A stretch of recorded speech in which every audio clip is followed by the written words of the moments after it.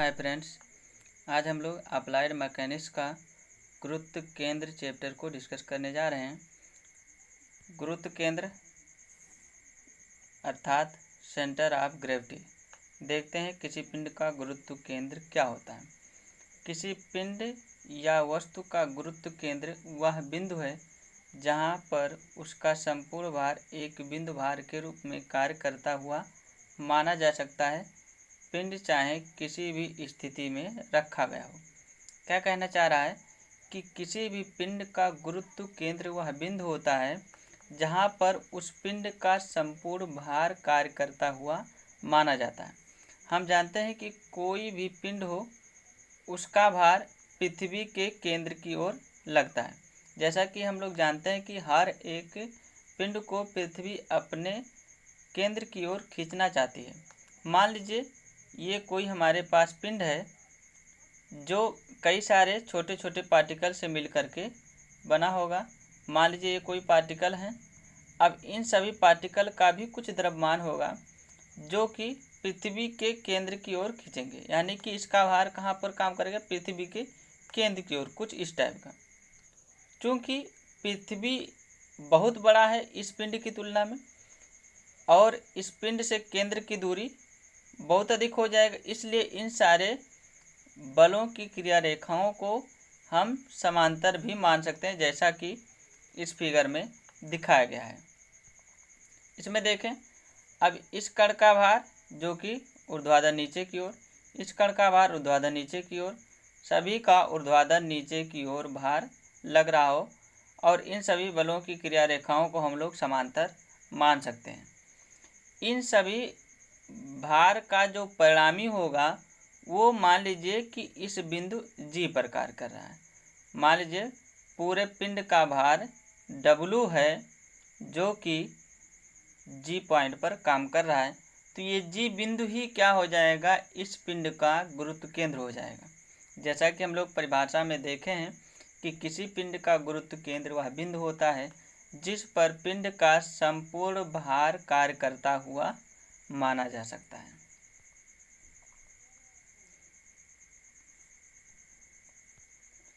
आगे देखें, किसी पिंड का गुरुत्व केंद्र अर्थात सेंटर ऑफ ग्रेविटी केवल एक बिंदु होता है। केवल और केवल यह एक पॉइंट ही होता है गुरुत्व केंद्र, और उसका वस्तु के अंदर ही होना आवश्यक नहीं है। जैसे किसी छल्ले का गुरुत्व केंद्र छल्ले के पदार्थ के बाहर उसके केंद्र पर होता है। जरूरी नहीं है कि किसी पिंड का गुरुत्व केंद्र उस पिंड के साथ दृढ़ता के साथ जुड़ा हो, वो उस पिंड के बाहर भी हो सकता है। यानी किसी पिंड का गुरुत्व केंद्र उस पिंड के बाहर भी हो सकता है। जैसा कि हम लोग जानते हैं एक छल्ला जैसे है रिंग, तो इस छल्ले का गुरुत्व केंद्र कहाँ पर होता है? इसके सेंटर पर, जबकि इसके सेंटर पर कोई मास नहीं है, यानी कि उस पदार्थ के बाहर भी गुरुत्व केंद्र हो सकता है। आगे देखें, एक दृढ़ पिंड का किसी भी स्थिति में उसका गुरुत्व केंद्र स्थिर रहता है।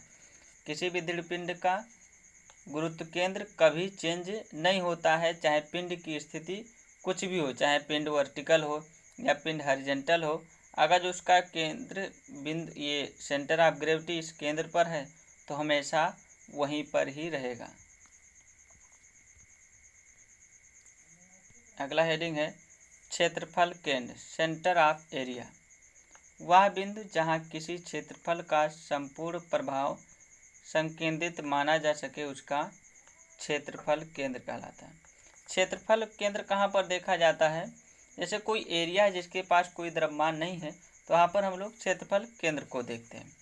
जहाँ पर उस क्षेत्रफल का संपूर्ण प्रभाव संकेंद्रित माना जा सके उसको क्या बोलेंगे? क्षेत्रफल केंद्र। केंद्रक, केंद्रक क्या होता है? सेंट्रॉइड। ज्यामितीय आकृतियों जैसे वृत्त हुआ, वर्ग हुआ, आयत हुआ, त्रिभुज हुआ आदि के जो केंद्र होते हैं वही क्या कहलाते हैं? केंद्रक कहलाते हैं, सेंट्रॉइड। जैसे अगर जो वृत्त है तो वृत्त का केंद्र यह है, तो यही केंद्र ही क्या कहलाएगा? इस वृत्त का सेंट्रॉइड कहलाएगा, केंद्रक कहलाएगा। या कोई आयत हुआ तो आयत का ये जो केंद्र है ये क्या कहलाएगा? इसका केंद्रक कहलाएगा। आयत का केंद्र कैसे निकालते हैं? इस आयत के विकर्णों को एक दूसरे विकर्णों को मिला दें तो जिस बिंदु पर कट करते हैं वही क्या होता है, आयत का केंद्र होता है, और ये इसका क्या कहलाता है, केंद्रक कहलाता है। या कोई वर्ग हुआ तो उस वर्ग के भी विकर्णों को अगर हम आपस में मिला दें तो जिस बिंदु पर कट करते हैं वही क्या कहलाएगा, इस वर्ग का केंद्रक कहलाएगा। या कोई त्रिभुज हुआ, त्रिभुज का केंद्र हम लोग कैसे फाइंड करते हैं, उसके किसी भी दो कोण का अर्धक कर दें, जिस बिंदु पे जाकर के मिलेंगे वही क्या कहलाएगा, उस त्रिभुज का केंद्रक कहलाएगा।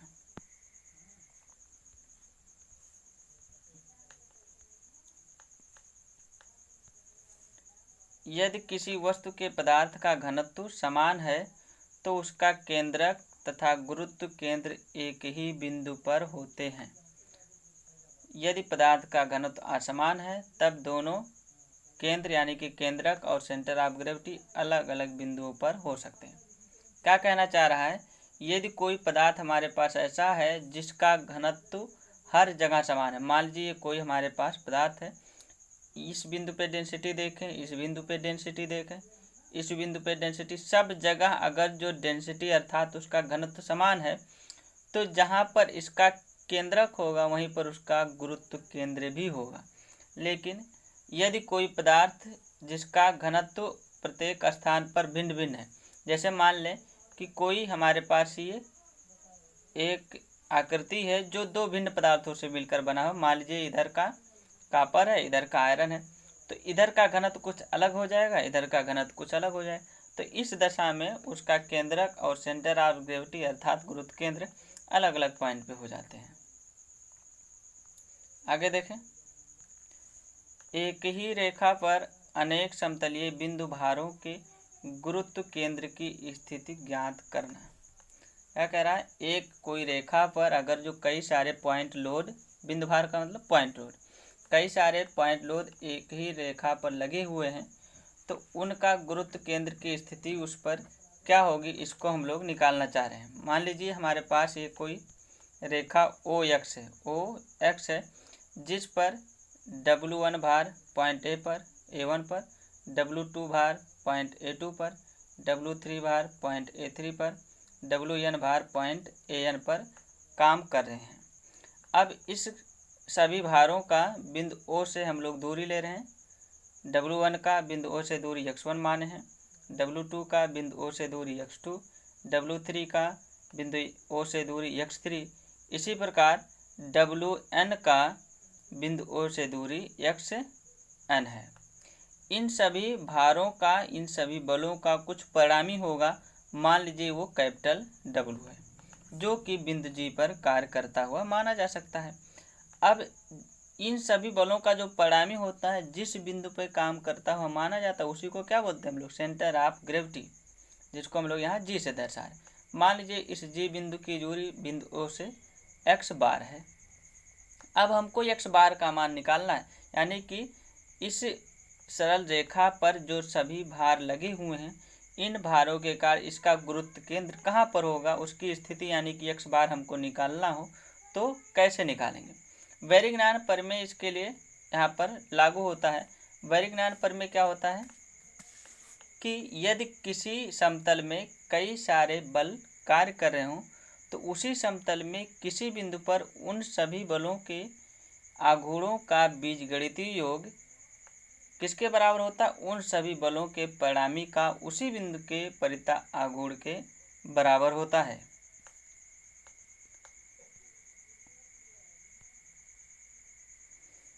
जैसा यहाँ पर देख रहे हैं W1 भार, W2, W3 ऐसे ऐसे WN सभी नीचे की तरफ लग रहे हैं, अर्थात सभी बलों को हम जोड़ सकते हैं तो इनका परिणामी W निकल जाएगा, कैपिटल W हो जाएगा, W1, W2, W3 ऐसे ऐसे WN तक हम जोड़ देंगे। वैरिज्ञान प्रमेय यहाँ पर डिफाइन किया गया है। क्या होता है वैरिज्ञान प्रमेय, एक समतलीय बलों के वैरिज्ञान प्रमेय के अनुसार क्या कह रहा है, किसी समतल में लगे सभी बलों का उसी समतल में स्थित किसी बिंदु पर आघूर्णों का बीजगणितीय योग यानी कि एल्जेब्रिक सम उसके परिणामी अर्थात रिजल्टेंट का उसी बिंदु पर आघूर्ण के बराबर होता है। इसको हम लोग फिगर से समझें। जैसे हमारे पास W1 W2 W3 ऐसे ऐसे WN भार मान लीजिए इस रेखा पर लग रहे हों तो वैरिक ज्ञान पर में कैसे अप्लाई करेंगे। और इन सभी बलों का परिणामी क्या है, कैपिटल W है। मान लीजिए कोई बिंदु उसी समतल में O है। अब इस बिंदु O के परता इन सभी भारों यानी W1 W2 W3 WN का बिंदु A के परता आघूर्णों का बीजगणितीय योग ले लें तो ये आघूर्णों का बीजगणितीय योग बराबर होगा इन सभी बलों का परिणामी। इन सभी बलों का परिणामी क्या है, कैपिटल W है। कैपिटल W का उसी बिंदु के परता आघूर्ण के बराबर होगा। अर्थात हम इसको लिख सकते हैं, जैसा कि हम यहाँ देख सकते हैं इसको, बिंदु A के परता का जो W1 का आघूर्ण ले किस दिशा में घुमाएगा, क्लॉकवाइज दिशा में। W2 भी क्लॉकवाइज दिशा में, W3 भी बिंदु के परता आघूर्ण क्लॉकवाइज दिशा में। इसी प्रकार WN भी बिंदु के परता आघूर्ण लेंगे तो ये भी क्लॉकवाइज दिशा में घुमाएगा। क्योंकि सभी एक ही दिशा में है अतः इनका परिणामी आघूर्ण क्या होगा, सभी को हम प्लस करते हुए चले जाएं, सभी के आघूर्णों को जोड़ते चले जाएं तो क्या हो जाएगा हमारा, सभी भारों का बिंदु A के परता आघूर्णों का योग। यानी कि और परिणामी क्या है, कैपिटल W। कैपिटल W का बिंदु O से दूरी क्या है, OG बराबर होगा पहला भार W1 गुणे बिंदु O से दूरी OA1, W2 गुणे बिंदु O से दूरी OA2, W3 बिंदु O से दूरी W3 गुणे OA3 प्लस ऐसे ऐसे जितने भी भार होंगे WN तक सबको हम लिख लेंगे। अब चूंकि हम लोग माने OG को x बार, OA1 को x1, OA2 को x2, OA3 को x3 ऐसे ऐसे सभी मान यहाँ पर रख देंगे। हमको चाहिए क्या, x बार का मान, तो x बार को छोड़ करके W को हम पक्षांतर कर दें दाहिने तरफ, कैपिटल W को दाहिने तरफ पक्षांतर कर दें तो W यहाँ पर गुणे में था तो दाहिने तरफ आएगा, क्या हो जाएगा, बटे में हो जाएगा। अब समीकरण 1 से हम लोग जानते हैं, क्या जानते हैं, समीकरण 1 में लिखा गया है कैपिटल W बराबर small W1 W2 W3 dot dot WN तक, यानी कि कैपिटल W के स्थान पर इतना लिखा जा सकता है। इस W1 x1 W2 x2 W3 x3 WN xN को हम समेशन के रूप में भी लिख सकते हैं कि समेशन ऑफ WX, यानी कि WX का जितने भी अलग अलग भाग होंगे सबको हम जोड़ते चले जाएं। समेशन का मतलब WX का योग, जब WX जितने भी होंगे सभी को हम जोड़ लें, जैसे W1 x1 W2 x2 W3 x2 सबको हम जोड़ लें। ठीक उसी प्रकार जितने भार हों उसको हम जोड़ लें, क्योंकि वही तो है नीचे W1 W2 W3 dot dot WN सभी को हम जोड़ लें तो इसी को हम क्या लिख सकते हैं, समेशन ऑफ W भी लिख सकते हैं। तो यानी कि यहाँ से हमारा x बार का फार्मूला क्या निकल जाएगा, समेशन ऑफ WX अपान में हो जाएगा समेशन ऑफ W। एक समान पटल, देखते हैं एक समान पटल क्या होता है, यूनिफॉर्म लेमना या समान मोटाई का एक ऐसा पटल यानी कि समतल होता है जिसके संपूर्ण क्षेत्रफल में स्थित प्रत्येक कण का भार समान होता है। क्या कह रहा है कि संपूर्ण क्षेत्रफल में जितने भी कण हैं सबका भार अगर जो एक समान है तो उस समतल को या उस पटल को हम लोग क्या बोलेंगे, एक समान पटल। अगला हेडिंग है हमारे पास, किसी पटल या समतल का केंद्रक या गुरुत्व केंद्र यानी सेंटर ऑफ ग्रेविटी ज्ञात करना। किसका, कोई समतल है उसका केंद्रक या गुरुत्व केंद्र हमको निकालना है।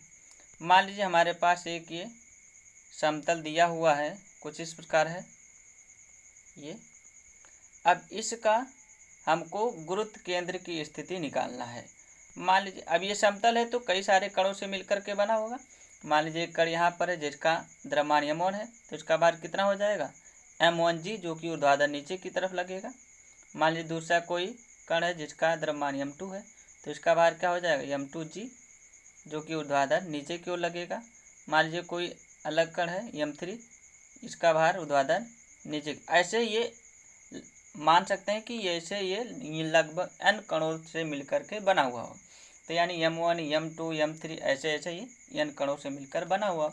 इन सभी का परिणामी यानी कि इस समतल का पूरा भार क्या होगा, कैपिटल डब्ल्यू, इसको हम क्या मान सकते हैं, कैपिटल एम इंटू जी, जो कि बिंदु जी पर कार्य करते हुए माना जा सकता है। मान लीजिए इस पिंड का जो संपूर्ण भार है वो ये कैपिटल जी बिंदु पर कार्य कर रहा है।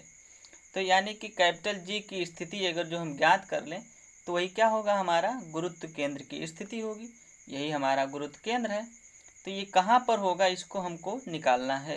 कैसे निकालेंगे, मान लीजिए जो m1 कण है उसका इस y एक्सिस, कहीं पर हम एक x और y एक्सिस खींच सकते हैं। मान लीजिए ये x एक्सिस है और ये y एक्सिस है। मान लीजिए m1 कण का y एक्सिस से दूरी x1 है और x एक्सिस से जो दूरी है वो y1 है। इसी प्रकार m2 कण का y एक्सिस से दूरी x2 और x एक्सिस से दूरी y2 होगा। इसी प्रकार m3 का भी ऐसे ऐसे mn जितने भी कण हों सभी की दूरी हम x और y एक्सिस से मान सकते हैं। और मान लीजिए बिंदु जी पर जो संपूर्ण भार इस पिंड का कार्य कर रहा है उस बिंदु की स्थिति y एक्सिस से x बार है और x एक्सिस से y बार है। ये किसकी स्थिति है, बिंदु जी की। यानी कि अगर x बार और y बार का मान पता चल जाए तो हमारा बिंदु जी की स्थिति पता चल जाएगा कि बिंदु जी कहाँ पर होगा। जैसे कि हम लोग निर्देशांक के रूप में क्या लिखते हैं, पहले x कोऑर्डिनेट को, उसके बाद y, x के मान को कामा y के मान को अगर लिख लेंगे तो हमारा इसका निर्देशांक पता चल जाएगा और ये भी हम ज्ञात कर सकते हैं बिंदु जी कहाँ पर होगा। तो अगर जो ये x बार है y बार है तो x बार कामा y बार से हम लोग बिंदु जी की स्थिति का पता लगा सकते हैं। यानी कि हमको निकालना क्या है, x बार और y बार। कैसे निकालेंगे देखते हैं। गुरुत्व केंद्र जी पर सभी भारों का परिणामी, सभी भारों का परिणामी क्या होगा, सभी बलों को हम जोड़ लें। जैसा कि कैपिटल डब्ल्यू बराबर कैपिटल एम इंटू जी, सभी नीचे की तरफ लग रहे हैं, एक ही दिशा में है, इनका परिणामी क्या होगा, सभी को हम जोड़ देंगे। m1 जी, m2 जी, m3 जी सबको जोड़ लेंगे। या दोनों तरफ जी है, यहाँ पर भी जी, यहाँ भी, इधर से हम जी कामन ले लें, बाएं तरफ भी जी दाएं तरफ भी जी, जी जी कैंसिल कर सकते हैं। या हम लिख सकते हैं कैपिटल एम बराबर m1 plus m2 plus m3 plus ऐसे ऐसे mn तक। फिर वही काम वैरिज्ञान का पर में लगाएंगे। वैरिज्ञान का पर में अब हमको यदि इस y एक्सिस के सापेक्ष आघूर्ण लेना है तो y अक्ष के सापेक्ष अगर जो आघूर्ण लेना होगा तो क्या करेंगे, वैरिज्ञान पर में से सभी द्रव्यमानों का यानी सभी भारों का इस y अक्ष के प्रति आघूर्णों का बीजगणितीय योग बराबर होगा परिणामी भार का या परिणामी बल का उसी अक्ष के प्रति आघूर्ण के। यानी कि हम लिख सकते हैं वैरिज्ञान पर में से क्या है, सभी भारों का y अक्ष पर घूर्णों का यानी मोमेंट्स का योग बराबर परिणामी भार का y अक्ष पर घूर्ण। तो सभी भार मतलब m1 जी, m2 जी, m1 जी पहला भार मान लीजिए, y एक्सिस से दूरी कितनी है x1, तो m1 जैसा कि हम लोग जानते हैं मोमेंट का फार्मूला क्या होता है, बल गुणे बल की क्रिया रेखा से उस बिंदु जिसके प्रति आघूर्ण लेने जा रहे हैं लंबवत दूरी यानी f गुणे x, जो कि लंबवत दूरी यानी परपेंडिकुलर डिस्टेंस ली जाती है। तो m1 जी भार है, m1 जी भार का y एक्सिस से दूरी x1 है तो m1 जी इंटू x1 हो जाएगा। इसी प्रकार m2 जी दूसरा भार, इसका y एक्सिस से दूरी x2 गुणे में x2, इसी प्रकार m3 जी गुणे x3, ऐसे ऐसे mn जी गुणे xn लिख लेंगे। और परिणामी भार क्या हमारा कैपिटल M इंटू जी, इसका y एक्सिस से दूरी क्या माने हैं x बार, जी दोनों तरफ है कॉमन लेकर के हम काट सकते हैं। यानी कि हम लिख सकते हैं m1 x1 plus m2 x2 plus m3 x3 plus dot dot ऐसे ही mn xn लिख सकते हैं। और दाहिने तरफ क्या बचेगा कैपिटल M इंटू एक्स। हमको x बार का मान चाहिए तो कैपिटल M को हम इधर ट्रांसफ़र कर दें तो इधर गुणे है इस तरफ आएगा बटे हो जाएगा। यानी m1 x1 plus m2 x2 plus m3 x3 plus dot dot mn xn बटे में क्या हो जाएगा कैपिटल M। या इसी ऊपर वाले मान को हम क्या लिख सकते हैं, समेशन के रूप में भी लिख सकते हैं। Summation of m into x, यानी यम यक्स के सभी भागों का योग कर देंगे बटे में कैपिटल यम यानी कि सभी कणों के द्रव्यमानों का योग। यहाँ से पता चल गया हमारा एक्स बार का मान, या इसी को हम लोग जी के रूप में भी लिख सकते हैं कि ऊपर और जी जैसे यहाँ ऊपर कैंसिल कर दिए हैं, अगर जो हम इस जी को कैंसिल ना करें, यहाँ से इस जी को हम लोग कैंसिल ना करें तो इस यम इंटू जी को क्या लिख सकते हैं, स्मॉल डब्लू भी लिख सकते हैं, क्योंकि डब्लू बराबर क्या होता है, यम इंटू जी। तो यहाँ m1 जी है तो इसको हम स्मॉल w1 लिख सकते हैं, m2 जी को स्मॉल w2, ऐसे ऐसे सभी को हम कैपिटल ये w के रूप में यानी भार के रूप में भी लिख सकते हैं। तो क्या ये फार्मूला क्या बन के आ जाएगा फिर हमारा, w1x1 w2x2 w3x3 wnxn बटे में क्या हो जाएगा, कैपिटल W। अब ऊपर वाले मान को summation of w into x बटे में कैपिटल W लिख सकते हैं। इसी प्रकार y बार का मान हमको निकालना है, तो इसके लिए क्या करें, ओ एक्स अक्ष के परता आगुण ले लें। तो ओ एक्स के अक्ष के परता फिर वही बारीक नान का पर में लगाएंगे, सभी भारों का ओ एक्स अक्ष के परता आघूर्णों का बीजगणितीय योग बराबर परिणामी का ओ एक्स के परता आघूर्ण। तो क्या हो जाएगा, पहला भार क्या है, m1 जी, ओ एक्स से दूरी कितनी है, y1, m2 जी, ओ एक्स से दूरी y2, m3 जी, ओ एक्स से दूरी y3, ऐसे ऐसे mn जी, ओ एक्स से दूरी yn, और संपूर्ण भार क्या है, यानी परिणामी भार यम जी गुणे हो जाएगा y बार। यहाँ से दोनों तरफ में जी है, कैंसिल कर दें तो क्या बचेगा, m1 y1, m2 y2, m3 y3, mn yn, और इधर क्या बचेगा, कैपिटल M y बार। y बार का मान हमको चाहिए तो इस कैपिटल M को हम बाएं तरफ ट्रांसफ़र कर दें तो क्या बचेगा, y बार बराबर m1 y1 plus m2 y2 plus m3 y3 plus dot dot mn yn बटे में हो जाएगा कैपिटल M। ऊपर वाले मान को हम समेशन के रूप में भी ले सकते हैं, सिग्मा के रूप में। तो समेशन ऑफ my बटे में कैपिटल M, या इसी को भार के रूप में लिखना चाहें तो क्या लिख सकते हैं, यहाँ से अगर जी का मान हम कैंसिल ना करें, जी का मान कैंसिल नहीं करेंगे तो ये small w1 small w2 small w3 और ये क्या हो जाएगा, कैपिटल W। तो यहाँ से क्या निकल के आएगा, y बार का मान w के रूप में w1 y1 w2 y2 w3 y3 plus dot dot wn yn बटे में क्या हो जाएगा, कैपिटल W। ऊपर वाले मान को हम लोग सीमा के रूप में भी ले सकते हैं, समेशन ऑफ स्मॉल WY बटे में कैपिटल W।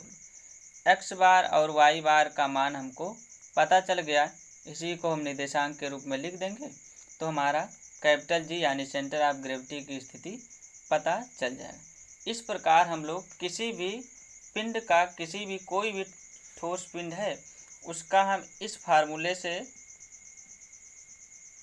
एक्स बार और वाई बार का मान निकाल सकते हैं। आगे देखें,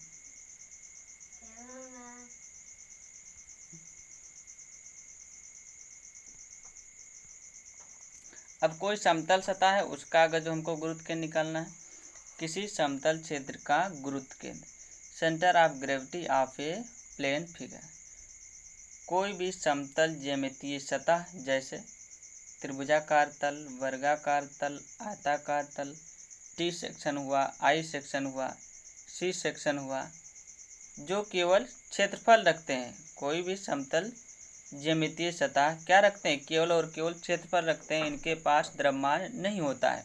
तो इनके लिए अगर जो गुरुत्व केंद्र निकालना हो तो कैसे निकालेंगे, जैसे ऊपर क्या था कि हम लोग जो सॉलिड सतह होती है, जो सॉलिड ठोस या ठोस पिंड होते हैं, उनका गुरुत्व केंद्र निकालना रहता है। तो हम क्या लिखते हैं फार्मूला, एक्स बार बार लिखेंगे m1 x1 plus m2 x3 m2 x2 plus m3 x3 plus m4 x4 dot dot ऐसे mn xn बटे में लिखेंगे कैपिटल M बराबर, ये हमारा जैसे कि यहाँ फार्मूला लिखा है।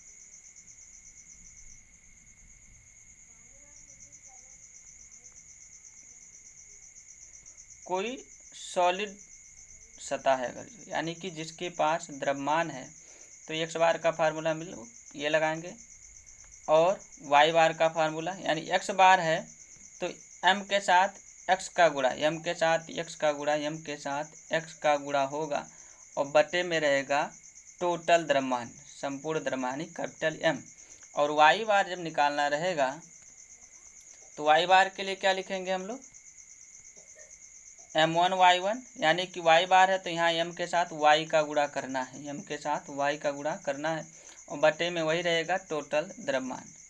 और इसी प्रकार यदि कोई समतल क्षेत्रफल है, यानी कि जिसके पास केवल और केवल क्षेत्रफल है, उसके पास द्रव्यमान नहीं है, उसके लिए हम कौन सा फार्मूला निकालेंगे, क्योंकि उसके पास द्रव्यमान नहीं है, केवल और केवल एरिया है, क्षेत्रफल है।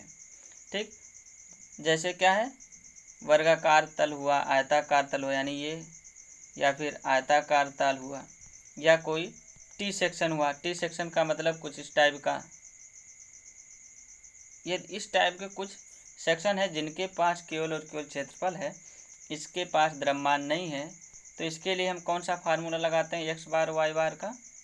इसमें हम क्षेत्रफल लेंगे, जहाँ यम था वहीं पर हम क्या लिए, area, A1 x1, A2 x2, A3 x3 बटे में सभी क्षेत्रफलों का योग। जैसे कि वहाँ पर क्या था, कैपिटल एम क्या था, सभी कणों के द्रव्यमानों का योग, यानी कि कैपिटल एम बराबर small m1 plus small m2 plus small m3 dot dot, ऐसे जितने भी कण हैं सभी के द्रव्यमानों का योग। ठीक उसी प्रकार अगर जो एरिया है जिसके पास, उसका क्या लिखेंगे, बटे में सभी एरिया का योग, सभी क्षेत्रफलों का योग, A1 धन A2 धन A3। और वाई बार निकालना होगा तो वाई बार भी वही होगा, A1 y1 plus A2 y2 plus A3 y3 dot dot, जितने भी एरिया हों बटे में सभी क्षेत्रफलों का योग, A1 plus A2 plus A3, ऐसे। यहाँ से एक्स बार वाई बार निकाल करके गुरुत्व केंद्र की स्थिति हम लोग निकाल सकते हैं। जैसे मान लीजिए एक एग्जाम्पल लें कि हमारे पास ये कोई सेक्शन है, अब इसको हम लोग दो भागों में बांट सकते हैं, एक हमारा ये भाग है और दूसरा ये, यानी कि इसके पास दो एरिया, एक इसका एरिया और दूसरा इसका एरिया। तो इसके लिए क्या करेंगे हम, A1 और x1 A2 x2 तक केवल जाएगा, इसमें A3 नहीं है, क्योंकि एक एरिया ए, इसको हम एक मान लें और इसको हम दूसरा मान लें, तो इसमें केवल दो ही एरिया है, एक इसका एक इसका। तो इसके लिए हम फार्मूला क्या लगाएंगे, एक्स बार बराबर A1 x1 plus A2 x2 बटे में क्या हो जाएगा, A1 धन A2। ठीक इसी प्रकार वाई बार का क्या लगाएंगे, A1 y1 plus A2 y2 बटे में A1 प्लस A2। जितना एरिया रहेगा उतने ही फैक्टर का यूज हम लोग करेंगे। अब एरिया निकालेंगे, इसमें कैसे आएगा, देखें, ये हमारा कोई सेक्शन था ऐसे, इसके लिए हम एक एक्स एक्सिस इधर मान लेंगे और इधर मान लेंगे वाई एक्सिस। अब इसका गुरुत्व केंद्र कहीं पर होगा जो कि हमें पता नहीं है, उसके लिए हमको निकालना होगा, तो क्या करेंगे, ये हमारा मान लीजिए 1 है तो इसका A1, और इसका जो केंद्र होगा इस क्षेत्रफल का, उसका केंद्र से जो एक्स एक्सिस से, ये वाई एक्सिस से जो दूरी होगी उसको हम x1 मान लेंगे, और जो वाई एक्सिस से दूरी उसको y1 मान लेंगे। ठीक उसी प्रकार इस वाले क्षेत्रफल का भी वही काम करेंगे, इसका जहाँ पर केंद्र होगा उसका वाई एक्सिस से दूरी x2 और x एक्सिस से दूरी y2, यहाँ से x1 y1 x2 y2 पता चल जाएगा, और इसका हम क्षेत्रफल निकाल लेंगे और इसका क्षेत्रफल निकाल लेंगे, यहाँ से हमको A1 और A2 का मान पता चल जाएगा। उस सभी मानों को हम लोग इस सब फार्मूले में रख देंगे, जिससे एक्स बार और वाई बार का मान पता चल जाएगा। ठीक,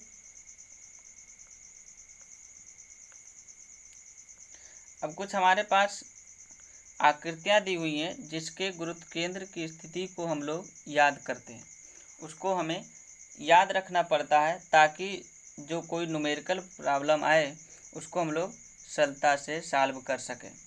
ठीक, जैसे कोई कॉम्प्लिकेटेड फिगर आ जाए, यानी कि मान लीजिए ये इस टाइप का,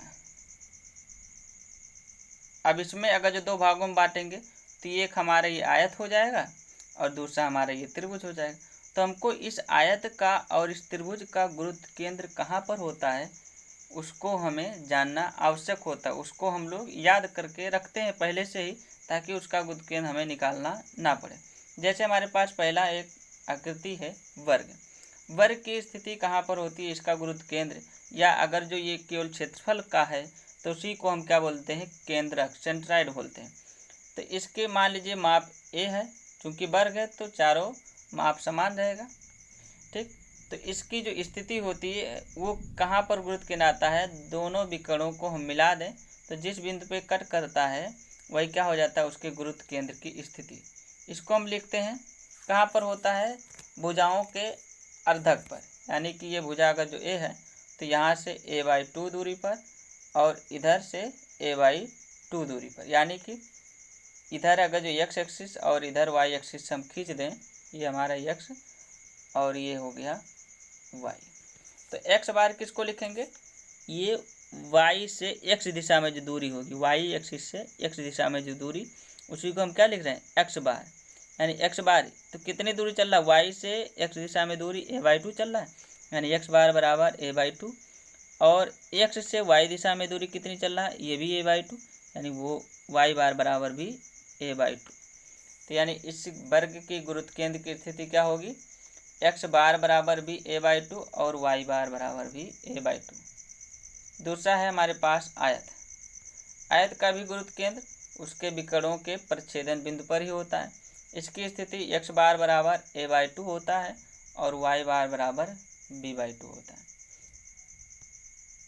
कोई राड है तो इसकी गुरुत्व केंद्र की स्थिति l/2, यानी कि अगर जो कोई राड l लंबाई की है तो उसकी गुरुत्व केंद्र कहाँ पर होगा, बीचों बीच, यानी कि जितनी लंबाई होगी उसके आधी दूरी पर। कोई समद्विबाहु त्रिभुज है। समद्विबाहु त्रिभुज मतलब ऐसा त्रिभुज जिसकी दो भुजाएं बराबर हों।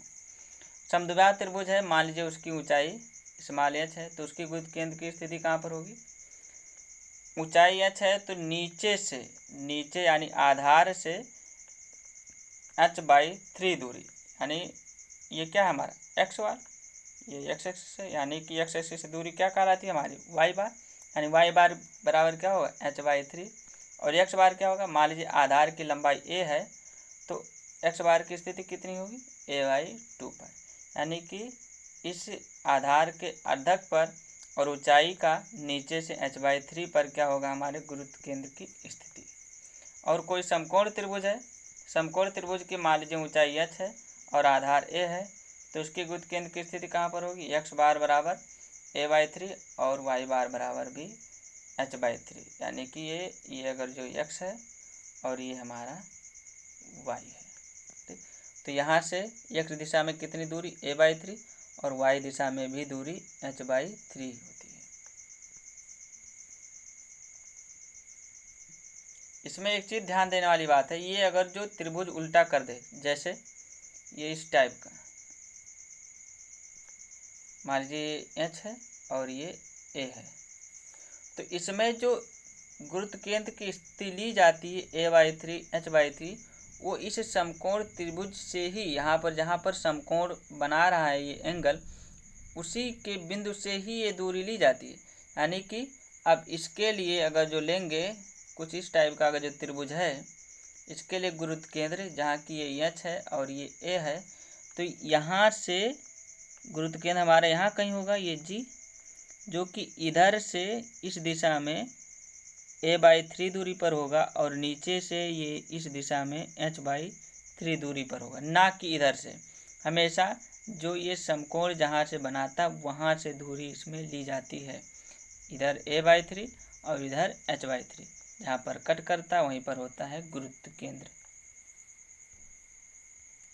कोई वृत्त है, वृत्त का गुरुत्व केंद्र कहाँ पर होता है, उसके सेंटर पर, जहाँ उसका केंद्र होता है वहीं पर इस वृत्त का सेंटर ऑफ ग्रेविटी होती है। वृत्त की त्रिज्या मान लीजिए r है तो इधर से ये अगर जो y एक्सिस और इधर से x एक्सिस, तो दोनों तरफ दूरी सेम है, यानी x बार बराबर भी r ही होगा, यानी वृत्त की त्रिज्या, और y बार बराबर भी r ही होगा।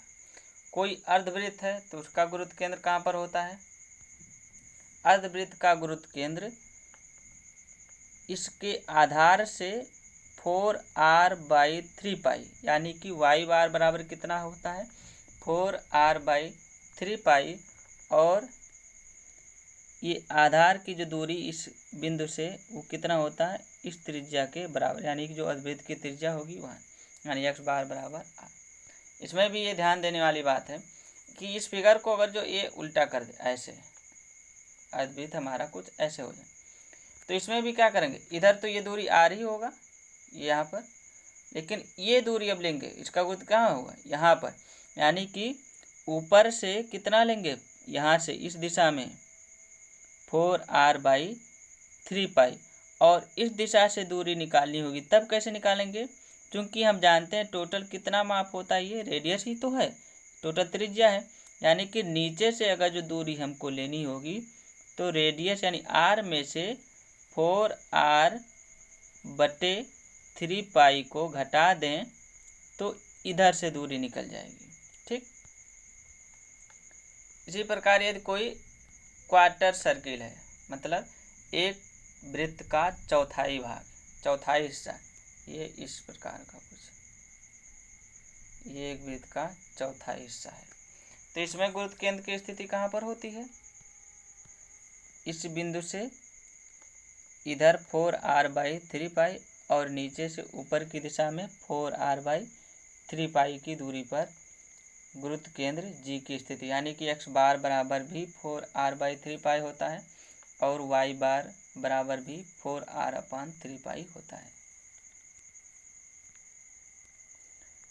समलंबाकार समतल कोई है, मान लीजिए इसकी जो बड़ी भुजा है ये आधार वाली स्मॉल b है, ऊपर की भुजा मान लीजिए a है, ऊंचाई यानी कि दोनों समांतर भुजाओं के बीच की दूरी कितनी है स्मॉल h है।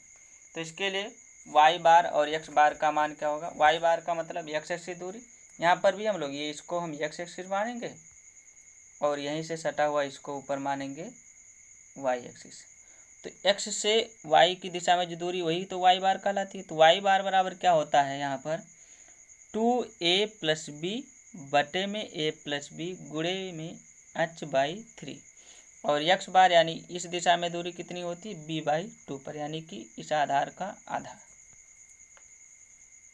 आगे हमारे पास अर्धगोला, अर्धगोले का गुरुत्व केंद्र कहाँ पर होता है, यहाँ से r दूरी और नीचे से कितना होता है 3r/8, जहाँ r क्या है इस गोले की, इस अर्धगोले की त्रिज्या, यानी कि गुरुत्व केंद्र की स्थिति हमारा यहाँ पर।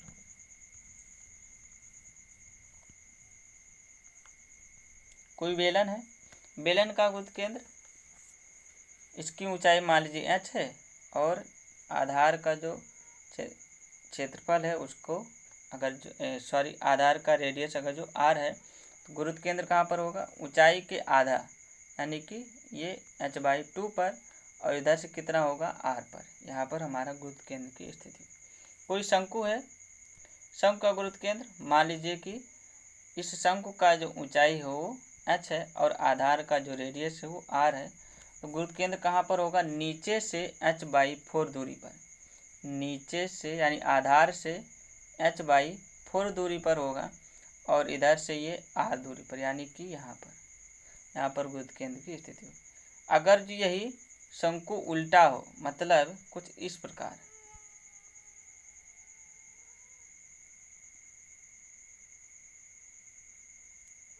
तब गुरुत्व केंद्र हमारा कहाँ पर होगा, इधर से h/4 दूरी पर, ना कि इधर से ऊपर, यानी आधार से h/4 दूरी पर होता है, जैसा कि हम लोग यहाँ पर देखें। ध्यान देने वाली बात है, आधार से h/4 दूरी पर होता है। अगर जो हमको ऊपर शीर्ष से निकालना हो, यानी यहाँ से अगर जो G की स्थिति निकालना हो, कोई बात नहीं, पूरा हम लोग जानते हैं h है और नीचे से h/4 है, तो ऊपर से दूरी निकालना होगा तो h में से h/4 को घटा देंगे, यानी कि कितना आ जाएगा 3h/4, तो ये क्या हो जाएगी शीर्ष से दूरी। ठीक, इस प्रकार हम लोग कुछ इम्पॉर्टेंट जो आकृतियाँ थीं उसका हम लोग गुरुत्व केंद्र की स्थिति देख लिए। ये सारी गुरुत्व केंद्र की स्थिति, इन सभी आकृतियों को हमको याद रखना अति आवश्यक होता है। जिससे क्वेश्चन सॉल्व करने में कोई समस्या ना आए। ठीक, तो इस सभी आकृतियों का गुरुत्व केंद्र की स्थिति आप लोग याद करके रखिएगा। कल हम लोग इस पर आधारित न्यूमेरिकल्स को डिस्कस करेंगे। ठीक, okay, thank you, Vande Mataram.